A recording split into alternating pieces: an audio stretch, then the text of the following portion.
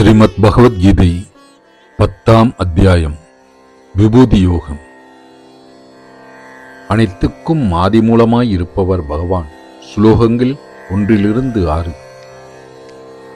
ஸ்ரீ பகவான் கூறுகிறார், பாகுபலசாலி, மேலாம் என் மொழியை மீண்டும் கேளாய். கேள்வியில் உகையுடைய உனது நலம் கருதி நான் நவிலுகிறேன். வானவர் கூட்டங்களும் மாமுனிவரும் என் உற்பத்தியை உணரார். ஏனென்றால் வானவர்க்கும் மாமுனிவர்களுக்கும் முற்றிலும் முதற்காரணம் நானே. ஆதியில்லாதவன் என்றும் பிறவாதவன் என்றும் உலகுக்கு தலைவன் என்றும் என்னை அறிகிறவன் மானுடருள் மயக்கம் இல்லாதவன். அவன் பாவங்கள் அனைத்திலிருந்தும் விடுபடுகிறான். புத்தி, ஞானம், மயக்கமின்மை, பொருண்மை, சத்தியம், அடக்கம், அமைதி, இன்பம், துன்பம், பிறப்பு, இறப்பு, அஞ்சுதல், அஞ்சாமை, அகிம்சை, மனநடுநிலை, திருப்தி, தவசு, தனம், புகழ்ச்சி, இகழ்ச்சி ஆகிய பலவித பாங்குகள் உயிர்களுக்கு என்னிடத்திலிருந்தே உண்டாகின்றன. மகரிஷிகள் 7 முன்னை மனுக்கள் 4 என பிரபாவத்தோடு என் மனதில் உதித்தார்கள். உலகில் உயிர்கள் யாவும் அவர்களிடமிருந்து வந்தவைகள். எனது விபூதிகளையும் யோகத்தையும் உள்ளபடி அறிகிறவன் அசையாத யோகத்தை சார்ந்திடுவான். இதில் சந்தேகமே இல்லை. நான் அனைத்திற்கும் பிறப்பிடம். யாவும் என்னிடத்திலிருந்தே விரிகின்றன. இதை அறியும் ஞானிகள் என்னை அன்புடன் வலுத்துகின்றனர். சித்தத்தை என்பால் வைத்து உயிரை எனக்கு உரியதாக்கி ஒருவருக்கொருவர் என்னை விலக்கிக் கொண்டும் யாண்டும் என்னை புகழ்ந்து பேசியும் மனநிறைவடைந்தும் மகிழ்வடைந்தும் இருக்கின்றனர். என்றும் யோக முயற்சியோடு அன்புடன் என்னை வலுத்துபவர்களுக்கு புத்தி யோகம் வழங்குகிறேன்.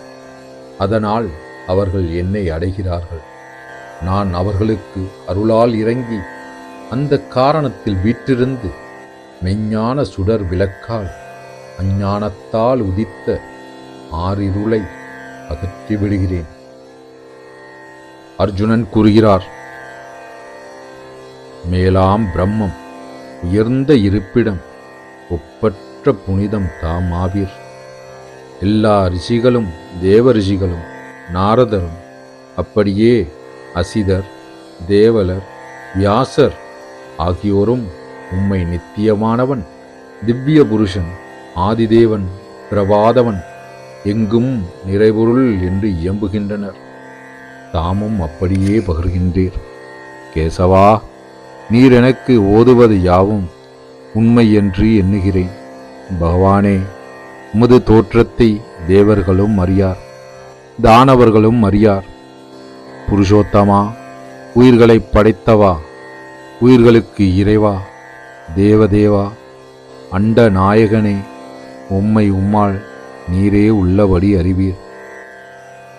எந்த விபூதிகளைக் கொண்டு இவ்வுலகங்களை நிரப்பியுள்ளீரோ மேலாம் அவ்விபூதிகளை மிச்சமில்லாமல் நீரே வர்ணித்தருள்க. யோகி, யாண்டும் உம்மையே சிந்தித்து நான் உம்மை அறிவது எப்படி? பகவானே, என்னென்ன பாங்குகளில் நீர் என்னால் சிந்திக்கத்தக்கவர்? ஜனார்தனா, உமது யோகத்தையும் விபூதியையும் மீண்டும் விரிவாக விளக்குவீராக. ஏனென்றால் உமது அமுதமொழி எனக்கு தெவிட்டவே இல்லை. ஸ்ரீ பகவான் கூறுகிறார், நல்லது குருகுல பேரால என் மேலாம் மகிமைகளில் முக்கியமானவைகளை உனக்கு மொழிகிறேன். ஏனெனில் என் விபூதிகளின் விஸ்தரிப்புக்கு முடிவில்லை. விழிப்புடையோய், எல்லா உயிர்களின் உள்ளத்துள் உறையும் ஆன்மா நானே. உயிர்களின் ஆதியும் இடையும் இறுதியும் நானே. ஆதித்யர்களுள் நான் விஷ்ணு, ஒளிர்பவைகளுள் கதிர் நிறைந்த ஞாயிறு நான். மருத்துக்களுள் மரிஷி, நட்சத்திரங்களுள் சந்திரன், வேதங்களுள் நான் சாம வேதம், தேவர்களுள் இந்திரன், இந்திரியங்களுள் நான் மனதும் உயிர்களின் உணர்வும் நானே. ருத்திரர்களுள் சங்கரனாகவும், யக்ஷ ரக்ஷர்களுள் குபேரனாகவும், வசுக்களில் அக்னியாகவும், மலைகளில் மேருமலையாகவும் நான் இருக்கிறேன். பார்த்தா, புரோகிதர்களுள் முக்கியமான பிரகஸ்பதி நான் என்று அறிக. சேனைத் தலைவர்களுள் நான் முருகக்கடவுள், நீர்நிலைகளுள் நான் கடல், மகரிஷிகளுள் நான் பிருகு, வாக்குகளுள் ஓர் எழுத்தாகிய பிரணவம் நான், யஜ்ஞங்களுள் நான் ஜபயஜ்ஞம், ஸ்தாவரங்களுள் நான் ஹிமாலயம், மரங்கள் எல்லாவற்றினுள் நான் அரசமரம், தேவரிஷிகளில் நான் நாரதர், கந்தவர்களுள் நான் சித்திரரதன், சித்தர்களுள் நான் கபிலமுனி, குதிரைகளுள் அமிர்தத்துடன் உண்டான உச்சை சிரவஸ் என்றும், யானைகளுள் ஐராவதம் என்றும், மக்களுள் வேந்தன் என்றும் என்னை அறிக.